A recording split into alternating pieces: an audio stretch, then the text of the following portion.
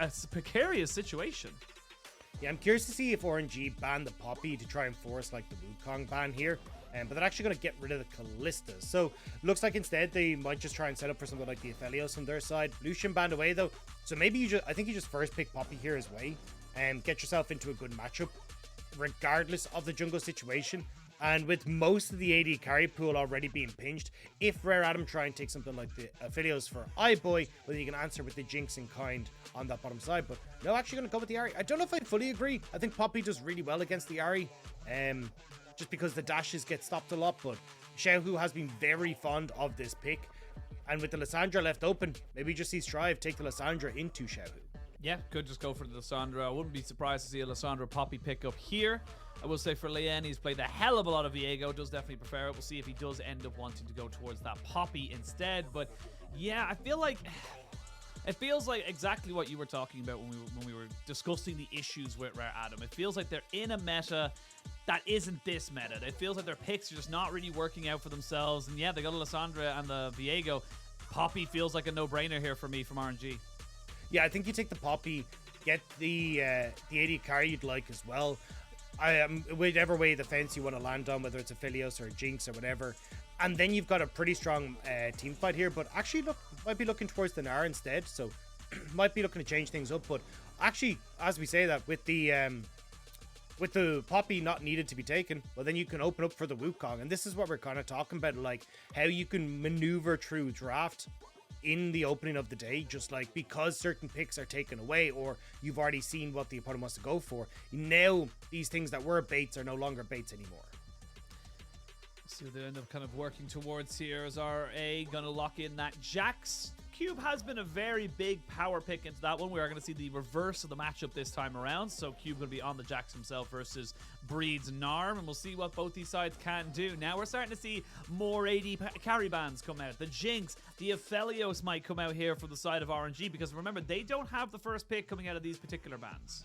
Yeah, I think you're probably going to see in a Jinx ban, because for RNG, if they can try and maneuver iBoy onto something like an Ezreal, that opens up for Kai'Sa, for Gala. So maybe some of these different picks, as we you've already seen kind of the things like Kog'Maw Lulu still be up and available, Twitch, Yuumi, still things that can come through. But honestly, I think like trying to get iBoy onto something where he has to play for late game or has to play something like an Ezreal can work out really well here for RNG.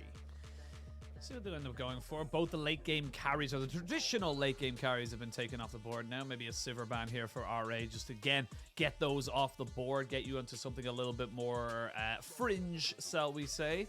And no, they're going to ban the Ezreal themselves, because I think they saw the bait and they were like, no, we don't want to be in this trap.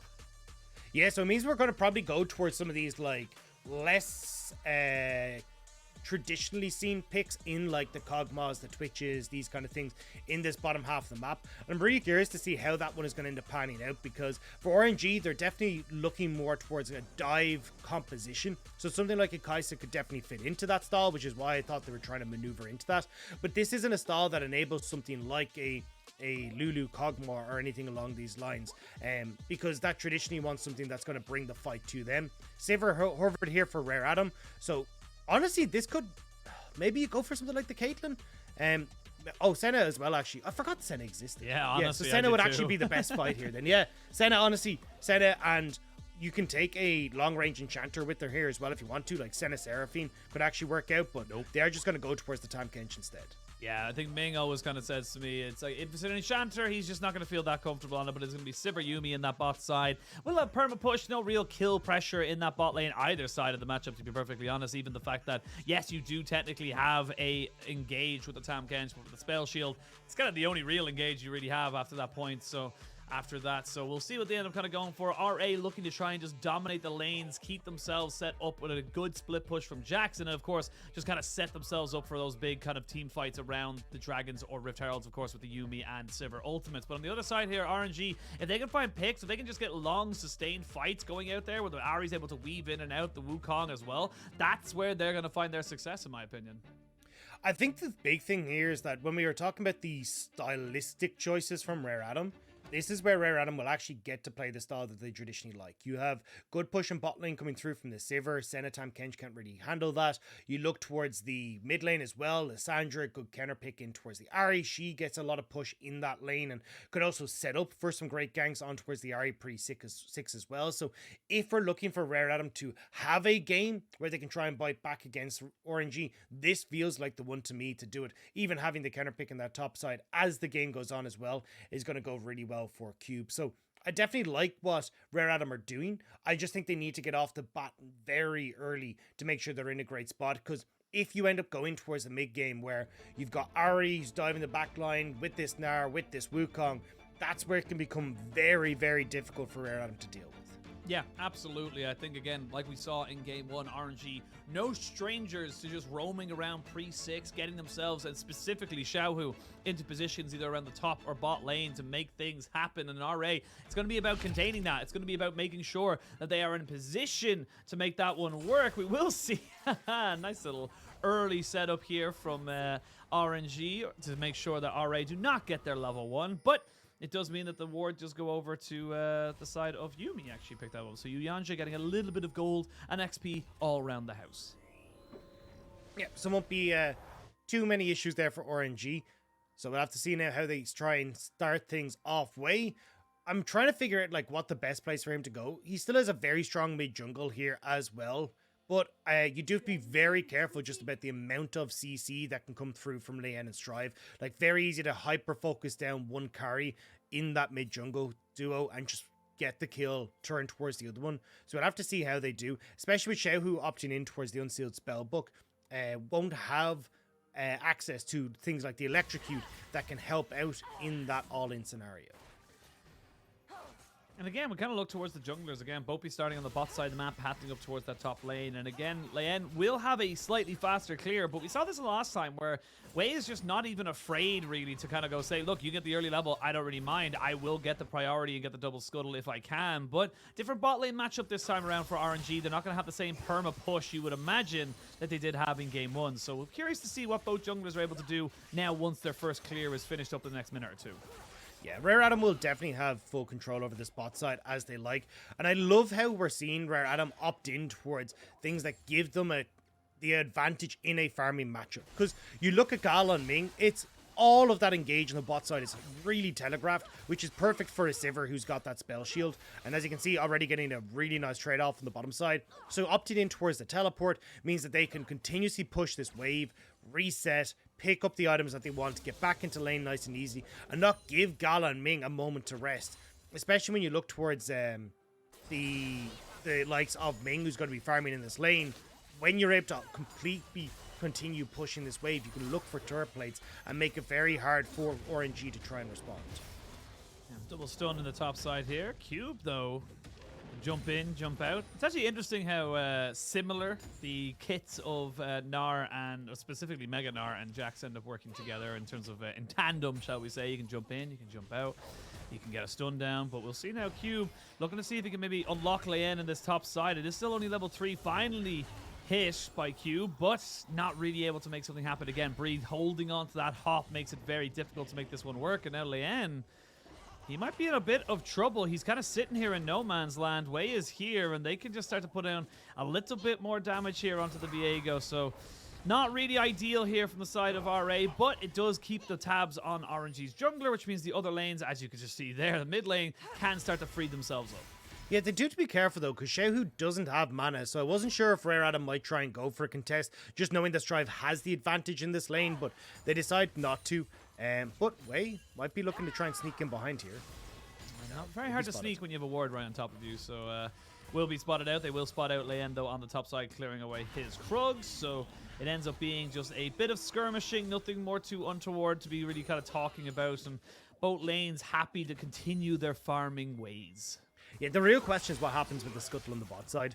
I mean, you both junglers reset. Wei's faster off the bat, though, and could try and make his way down here. Xiaohu and Strive both TPing in the mid, though, means that chances are Leyan should be able to get that scuttle crop himself and then go back to farming in his own way.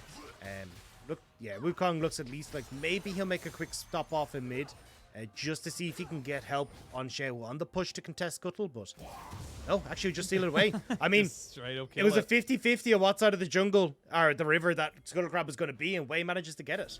Yeah, it was literally, is it going to be bot side or top side? The entrances of which you choose, and now we're going to see iBoy and Yuyanjia taking a bit of an unfortunate trade, but it's still a Yuumi and a Sivir. They should just be totally fine, and yeah, this is just going to be what the bot lane is. Both mid lane and junglers now trying to see what their 2v2 is going to be like. As you can see, Wei trying to see if he can be a bit more annoying with his stop starting, and Strive just trying to make sure they can steal away this camp. It'll be very difficult to really make this one stick, though. You can see it's actually... They have to move themselves away, because remember, if you're taking the camp, you have to use the abilities to actually make something work from it. There's going to be the spell shield coming out as iBoy gets a little bit of health back, and yeah, that's a telegraphed kind of engage you were talking about that's just so difficult to really make work. Yeah, this skirmish is still going on topside river, though, so we've got fights across the board. I like this from Rare Adam, though. Again, going for these invades that we talked about. This is the style that Rare Adam have wanted to play, but haven't quite been able to get it to work. Now with Strive having control over mid, Leyan is going for these invades, and I specifically like that it's on the bottom side. What you really want to do as Rare Adam is Strive and Leyan push mid, invade bot, steal away camps, get vision control, and just allow iBoy and Yuyanjia to continue pushing in on this bottom side, hitting the tower as often as possible, getting advantages through turret plates, and Rare Adam are already trying to make that a reality. You can see again, you have camps on top side here for Leyan, but he's more interested in trying to get this push here for Xiaohu and continue putting pressure on this bottom side. Yeah, going to be able to help out Strife into Xiaohu, and we are seeing level 6s though for both mid laners, so the options for engage have greatly increased for both these teams, as now we start to wait to see where both these sides want to go for. You could end up seeing an early dragon take as well. There's going to be a mountain dragon to start us all off with, and with only no real kind of contested mid lane and the bot lane just kind of sitting there farming as best they can, it is just going to go over the side of RA. So already a much better start, and like you said, it just kind of lends itself into how RA want to play the game. This is very much a style of composition that can help them out and give them advantages, which is what they so desperately need. The biggest problem that we have seen, though, is that sometimes they can overstep on these. Specifically, yes. Leyan can overstep on these. So we want to see a cool, calculated run here for Rare Adam. It's a very simple game plan to operate on. They just have to make sure that they're not taking that step one too far forward. And at the moment, it looks like they're going to keep up that pressure. Strive going to be able to get blue buff on bot side here. Means he'll have the buff advantage, I believe, over Xiaohu in the mid lane. So he can continuously push, force Xiaohu out of mana, and prevent RNG from having Xiaohu roam two side lanes, because he just can't really get control over the mid lane. This, though, is the one moment where he can. He has got push, and it looks like they're going to instantly use that to try and dive topside.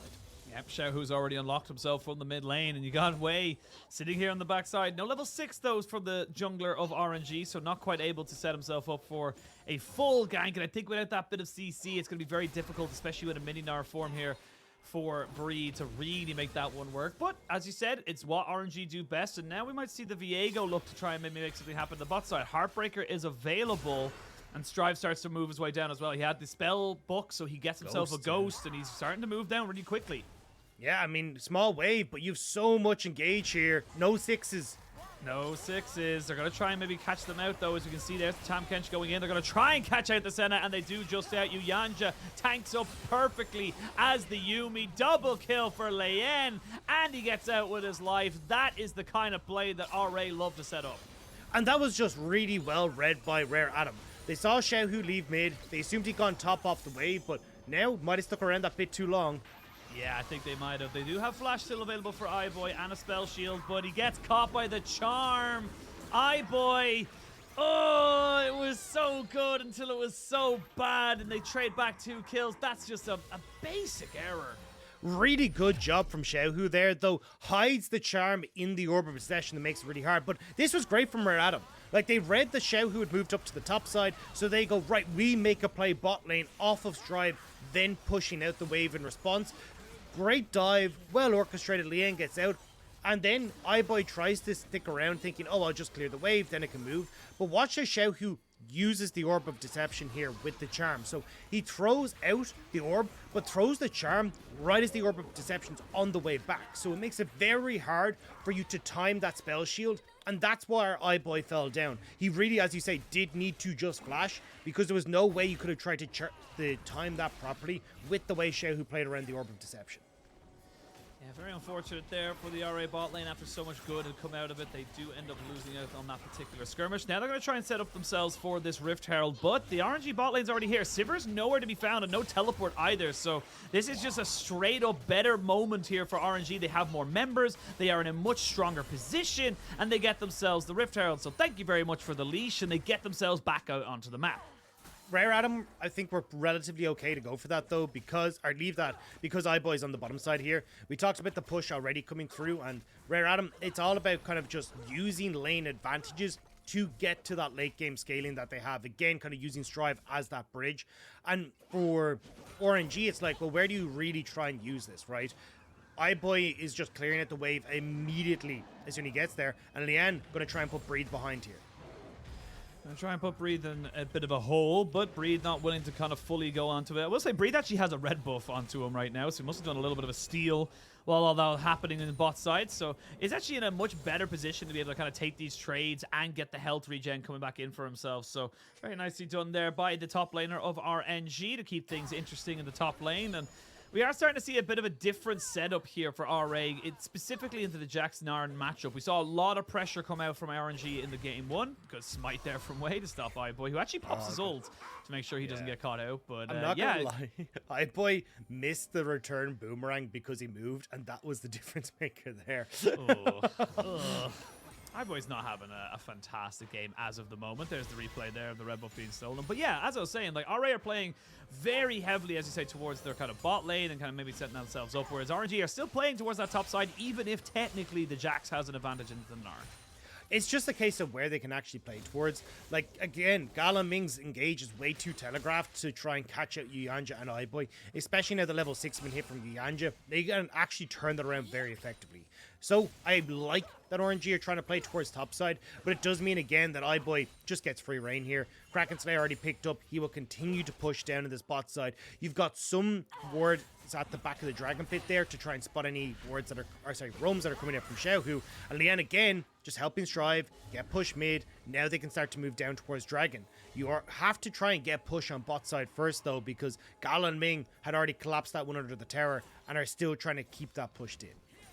Yeah, does feel like they're just going to maybe try and contest around this dragon here, as RNG don't really have the push in mid or in bot. They do have the Rift Herald though, so they're probably just going to drop that and yep, get themselves the priority here and maybe just look to try and take the whole turret itself, because you haven't got Strife really on an angle to kind of defend this just yet. He will get over there with the Glacial Path, but that's 4 plates now going over to the side of Wei and Xiaohu, so you'll gladly give over that dragon. It is a Cloud Soul, so has got some benefits, but definitely taking the gold now will benefit RNG in the short term. Yeah, I think the problem for RNG, though, is that, like, gold onto Xiaohu doesn't mean a huge amount. The advantage you would gain is if this was done, like, a few minutes ago, and maybe Xiaohu could have Everfrost, say, coming in towards this dragon fight, and then you can use that Mythic Spike to try and help you out. But Ahri, you know, whether she gets the 2 items quicker isn't a major impact for the next dragon fight. She won't also get towards her 2nd item in that time. So I think the advantage of that Rift Herald is kind of nullified just because Ahri as a champion won't do a huge amount with this. Oh, they're going to see a lot being worked here, though, into the mid lane. I will say, you got a lot of low health bars for Wei, but they flash over the wall, and they follow him right there. 2 kills over to Xiaohu. They had the damage in the 2v2, and they took it very well. Yeah, great job from Wei there, managing to get the knock-up on the Cyclone. You get all the damage across both members with the Orb of Deception, and just so much damage coming through from the Divine Sunder or Wukong at this early stage means that they tear them apart. And this is why Wukong is so terrifying when he does have that ultimate at this stage. Like, level 8, they spot Leyan, and Leyan knows instantly that he needs to get out of here, but just the Cyclone damage is doing so much with the Divine Sunder. Yeah, Divine Sunder, and of course you have the Dawning Shadow off the back of that as well. So it will mean a full set of plates, a full dinner in the mid lane there for Xiaohu as he gets that tower down. And honestly, that opens up quite a lot here for the side of RNG. You're able to kind of open up this Ahri even more and get her roaming around and influencing the map like Xiaohu loves to do. Yeah, I mean, I was kind of saying, look, Xiaohu won't be able to carry a game when it comes to damage if he hits his second item faster, but I mean, the fact he now has 3 kills means that he can actually push this mid wave way more effectively against Drive than he has been able to do prior, especially with the Luden's Echo now, and that opens up Xiaohu now to actually start roaming, and this is how Xiaohu needs to start using this effectively. And you can already see he's kind of like backing off, trying to play around the fog of war and moving up towards this top side. Then Breathe can try and catch this wave effectively and just continue moving from side to side and trying to keep Rare Adam at bay. Yeah, and already now with Ming and Gala hitting level 8 respectively each, you're going to start to have a lot more safety in this bot side. Still don't have the Dawning Shadow, but Leyan I have to use his flash here in a second. I will say, though, there are 4 members here as Wei needs to get himself out. The Devourer is available should they need it, and they will. They will get a TP, though, and that's going to be Gnar joining in. The Jack's going to be jumping on the top side or bottom side of this map, though, as Strife already goes down. They're going to have to get the flash out of iBoy as an exhaust goes in. He gets the charm, though, and Xiaohu's still pushing in. He's trying to get a 1v2. Very difficult to do this, though, into a Yuumi. Flash away, the Orb of Deception. The Ignite is good, but they're chasing down Cube on the bot side of this play. He jumps to his own ward and will be able to survive. It ends up being a 1-for-1 as both mid laners end up falling. RNG, though, come out with the healthier health bars, which means that they can actually get this bottom tier 1 for themselves as well. Looks like Rare Adam going to try and respond in kind of the mid lane, but shouldn't be able to get this tower before RNG are able to come back off of reset. So nice reactions from RNG to get to the play faster and be more grouped as that comes through. Rift Herald is here for Rare Adam, though. They have to do this quickly, though, because RNG are coming off with resets and item advantage.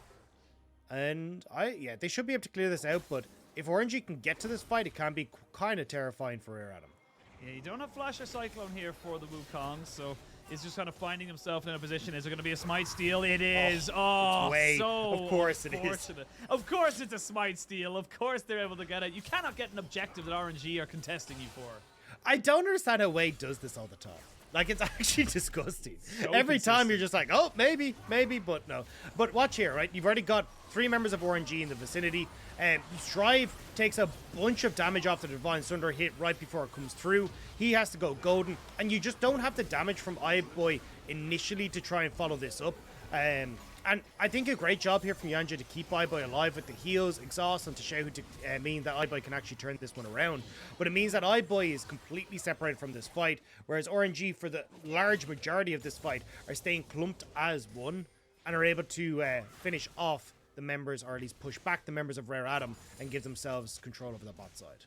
I will say, iBoy would have loved to get that 650 gold shut down onto Xiaohu, but sadly it goes over to Yuyanjia. Will be bringing up his Chemtech Putrefier on his next item, so that does help a little bit with the Grievous Wounds, of course, to be able to kind of help out his team a little bit more than he at the moment he is. But still, definitely would have loved that to go onto your AD carry, but it wasn't to be. You still get the gold, you still get the kill. It is only about a 2,000 gold lead now, but RA are not able to keep the dragon stacking because of everything they used in that last fight. They don't have any combat summoners on Yuyanjia, no flash on iBoy. They don't feel comfortable going for that dragon, so already you're starting to see the game kind of elongate here. And yes, RA have got some great late game scaling tools. It does feel like with a Senna, permanently scaling into the late game, you do not want to go too far into it without, kind of having at least some kind of an answer. Ooh, Strife. Nicely done there. They're missing out on windows here as Rare Adam. Like, Leyan needed to be moving down towards that bottom side as RNG committed to the dragon to try and punish Xiaohu. But because Xiaohu was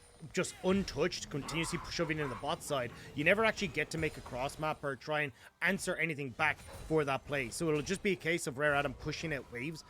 And I love that Xiaohu was going for that play because he knows that he's going to be safe, right? Like, even if Leyan shows up, he's still going to have the Spirit Rush. He should be able to get out of the any sort of issues he has, but it just means that there's a constant pressure point on the bottom side, so Rare Adam aren't able to make a play for that top tier 1 like they would have loved to try and trade effectively. And now, because they've reset, Breathe is actually going to be the one that gets this top tier 1 instead. He's going to make sure the wave dies as much as possible as well before he takes that one out. So it's all outer turrets now taken by RNG. They open up that map a little bit more, and you can see it getting a little bit darker here for RA. You do have the Shadow Flame now for Xiaohu, so we'll have some pretty decent damage into the targets like iBoy, of course, with getting that extra shielding. But we'll wait to see now where he wants to try and take this next pressure point. There's no dragon. The Baron will be up in a minute 10, but neither team... Well, I suppose actually RA have a decent Baron take setup, but not really in position where if you're committing to that Baron, you're just fishing a barrel. So RNG and RA probably going to be avoiding that one for at least another 5 or 6 minutes. Yeah, I think the big question is more the Riptail play.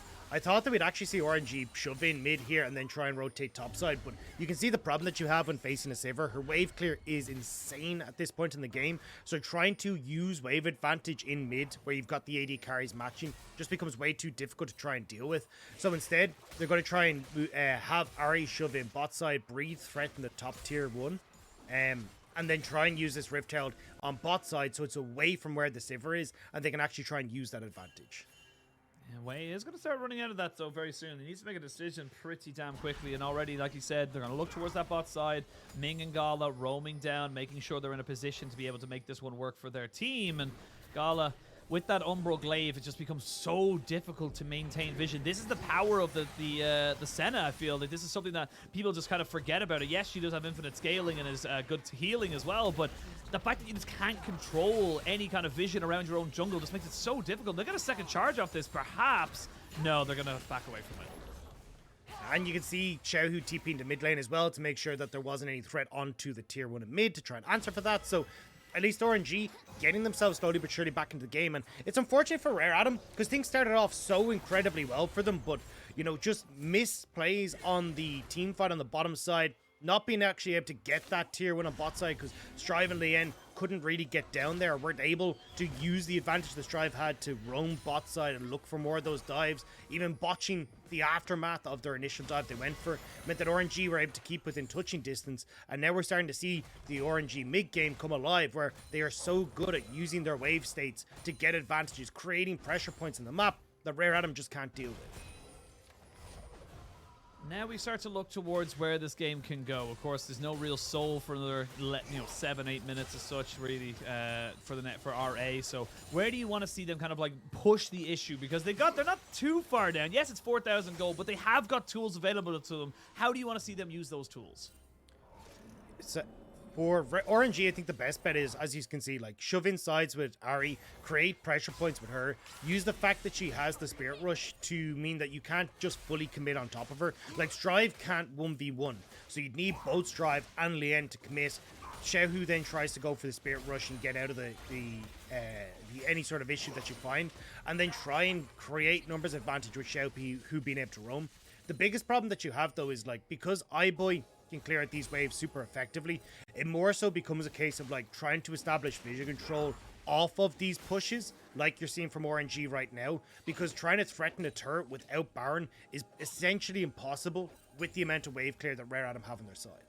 It's going to be interesting to see if they can burn down Breathe, but yeah, I don't think they quite really had the position on it there. We'll say he has basically no magic resistance as Breed does end up seeing the Glacial Path coming out, so backs himself away. And now RNG recognizes quite a few members of RA in this top side. Ming, gotta try and see if he can catch out Leyan, who does have to use the Heartbreaker. So again, little small moments like this that are just kind of plaguing RA's gameplay. They look to kind of half look for something on Breed, but then RNG just reacts so much better to them and say, look, well, if you're here, we can definitely get something off from you. Yeah, it also means that they're not in a position there to try and threaten onto that top turret. Like, they could have moved Leyan and Strive with Yuyanjia up towards this top side to potentially threaten that and still have iBoy there to cover any sort of mid push, but that's not really possible now because you don't really have Leyan in full strength. So now another kind of window closes for Rare Adam. I mean, look at this. This is a disgusting amount of damage coming out. Strive almost getting taken down. Dawning Shadow not quite able to hit him. Because you had to use that engage tool now on yourself just to survive. And again, we're seeing RA look like they might be able to position themselves for something, and they just have to back away because they just can't quite get the execution. And Cube isn't able to push in bot side either because, I mean, it's an ultimate from Gala. It's not like Gala's had to overcommit towards that top side. RNG didn't even get spotted moving up top end, so Breathe is only now pushing at that bot wave fully, which means that by the time it hits the tower, you can see that Breathe should be in a position to try and match the push here from Cube. So overall, it's just making map movements really, really difficult for Rare Adam. And again, we're seeing this slow creep of vision from RNG in towards this top side now that the Baron has been taken. And again, like, just watch the way like people like Wei are playing around the lack of control of the map. Like, Wei is consistently just hiding outside of pockets of vision, so you never really know if he's leaning in towards a topside play, if he's potentially linking up a Breed on the bot side, and might need more help here in the mid lane for Rare Adam, as this is going to be a fight. Full 5v5 coming out. They do get the TP coming in. Breed is on the backside. He gets exhausted immediately. Flash by Ming. Keeps him safe as Leyan now looking for the Gnar. Ooh, bad ultimate there from Breed as they can finally flash in on top of some pretty big targets. Xiaohu goes into stasis, but he's got himself the Spirit Rush. Cube is still pretty stealthy, as is iBoy. It's a bit of a bad fight, very scrappy from both sides. No one goes down. There's no real objective to take, and everyone just kind of backs away without anyone dying. Really messy fight from RNG, though. Like, this actually could have been a great engage, but looked like Breed kind of jumped the gun a little bit quicker than the rest of RNG were ready to go with, and then he tries to readjust mid-fight, which doesn't quite work out. So now you've got a ton of flashes blown on RNG's side in Ming, Gala, Wei as well, which could be crucial for things like a Baron contest or even the Dragon in 2.5 minutes time.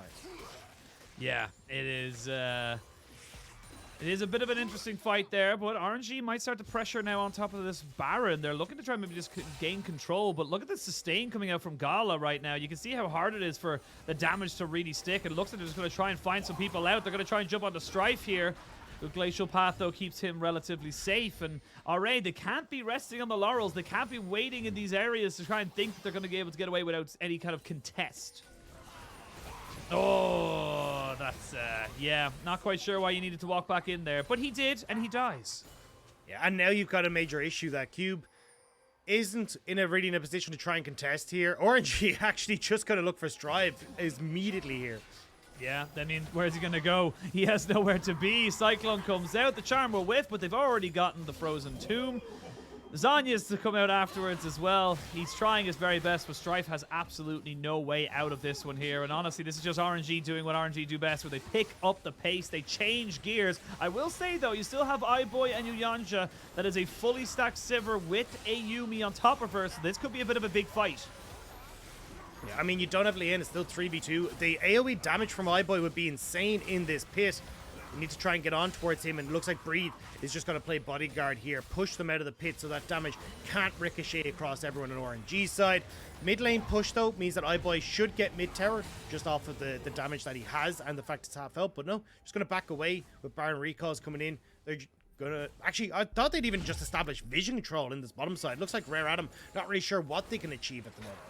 Yeah, we're going to go all the way back to where Leyan got caught out, because again, it's just RNG snipping, hunting, and exactly what you talked about earlier. How can we fight a Sivir? Right, we don't. We're nowhere near her. We're nowhere near fighting in a straight 5v5 because they know that the Sivir's just going to be able to output more damage. And that's exactly why I was focusing on the vision control, like trying to use that vision in topside to then hunt for picks. The fact that they got Cube's TP out in the initial fight before that as well meant that they knew they had a numbers advantage spotting Cube on the bottom side of the map. So nice job from RNG. And now with Dragon here, this is where it gets a little bit worse for Rare Adam. Yeah, you can see Wei pushing forward. They will land a charm there onto the Cube, and the Jack's taking a hell of a lot of damage. Strife now trying to make something work. The Dawning Shadow comes off to try and zone off iBoy, but look at Ming. He's 1v2 right there because he knows how powerful he can be. They jump straight onto iBoy, and once the cat's out of the bag, he's dead in the river. Now Cube trying to run away as Yuyanjia tries to keep his top laner alive. You can see so much coming out here from RNG, and they've just kicked it up a notch. And now you've got this massive wave that's about to crash on bot side that they can go and meet as well. RNG once more showing why they are so strong in this mid-game. Mid-game miracles galore with finding these fights that they can take against Rare Adam, controlling the waves beautifully. And now they're going to try to reap those rewards. Push on bot side, Xiaohu's in mid lane. And how do you try and contest this at the same time as well? Wukong's on Dragon. They're literally doing everything right now. They're getting absolutely everything. Honestly, feel like the smartest team in the LPL right now. They just know how to play the map so damn precisely. And there's just not a lot you can do. Death Cap was finished up from Xiaohu just before that fight came in. That's still a 3-item Sivir, but iBoy couldn't do anything because look at the items on the Tahm Kench. Watch Ming in this, because Ming just literally goes, iBoy, you're not participating. You're not able to kill me, and I'm going to do my job. And Cube as well getting caught out there. Counter-Strike not going to do very much against the Charm. Strive super squishy at the moment, instantly deleted by the engage from Breathe. And again, Gala untouched on the backside, Xiaohu playing as a pseudo engage tool, iBoy dead to Breathe. Like, this is all just gorgeous stuff coming through from RNG. Yeah, it really is. And more gorgeous stuff. Breathe finding a solo kill on the top side. That's just, again, Gnar things. We're seeing why people put such an emphasis on this pick, what it can do. And yeah, he just runs him down. You don't have Flash, you don't have a Yuumi. It's a 3-Atom Sivir, it doesn't matter. Yeah, and I think, like, Rare Adam just missed the boat. Leyan and Strive needed to play harder into this bottom side. Yes, you've got 3 items on this Sivir, but unfortunately the better team fight coming through from RNG, the lack of any real gold now for Rare Adam is just causing major issues.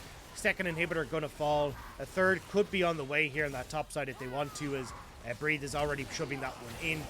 Oh, they look to try and take out Gala, and they will. That's going to be his first death of the entire series coming out here. Sorry, second. He did die a little bit earlier there. Devour comes out to keep Wei alive, and Breathe as well will get exhausted as Strife with a ghost off the spell book, trying to make sure this play continues to happen. You don't have Xiaohu here, who's probably all of your damage, to be perfectly honest. Breathe doing a fairly decent job of keeping this interesting, but RA will punish the overextension, as RNG do have to kind of send themselves a little bit of a slap on the wrist, saying, all right, you have to respect them still a little bit. Hey, good amount of gold going into iBoy as well. I love the fact that Rare Adam gifted that kill over towards iBoy. So a 550 gold bounty shut down onto Breathe will go straight into the AD carry. And again, remember, like, so much of Sivir requires her to hit that late game point to get that extra crit chance. So she scales up her boomerang blade.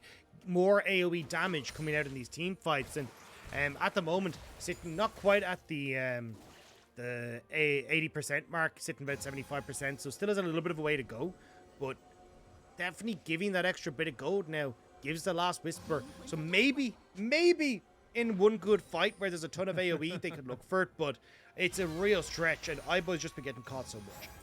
I do love how you had to say maybe twice just to really emphasize. It's like, now hang on now. I'm not telling you there's a chance. I'm saying there might be a maybe of a chance. Yeah. You know? Okay. So what Rare Adam need to do is camp a bush. Strive goes in, massive 4-5 man W into the ultimate. That's where you get the Q across the board from iBoy.